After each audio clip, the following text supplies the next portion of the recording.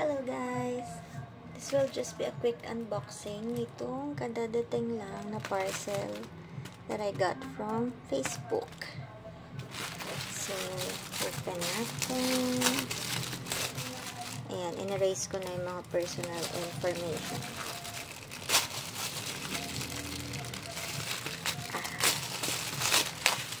Okay. Ooh, ayan, safe na safe. Just get my scissors.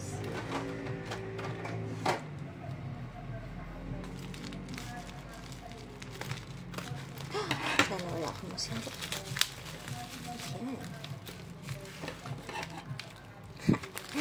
May name ko pala dun. So, ayan. Naka-plastic pa siya. There we go. Okay. Let's open this. Careful. Ayokong mapunit ang nasa loob. Ah! Ang ganda!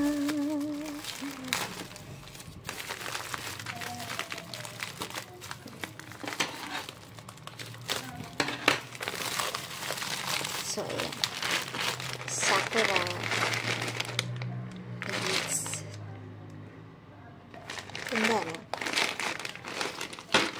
And then, ito. Yung mga flower. Naubusan kasi ako nito. Tapos yung nabibilhan ko sa Divisoria, wala silang stock.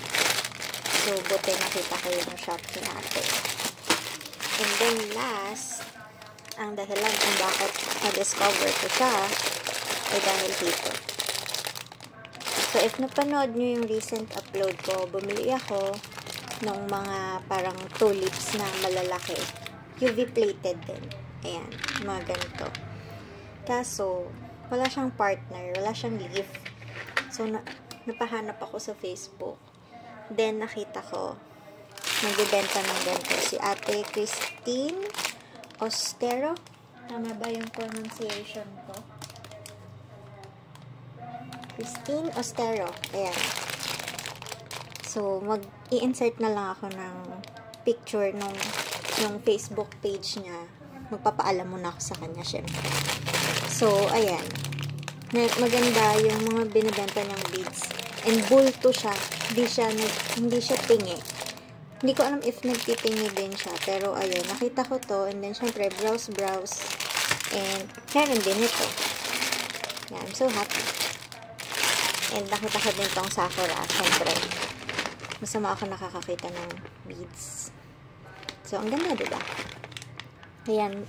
Meron din siya nung nauuso ngayon for anik-anik. Yung balloon dog. Basta marami siyang binibenta na beads. So, check nyo na lang yung Facebook niya. And, very mabait si ate. Ang dami kong tanong, tapos, kahit busy siya, nagre-reply siya.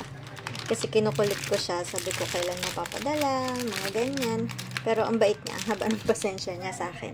So, yun lang. Sana mahanap niyo siya and ma-check niya yung mga tinda niya. Yun lang. Thank you!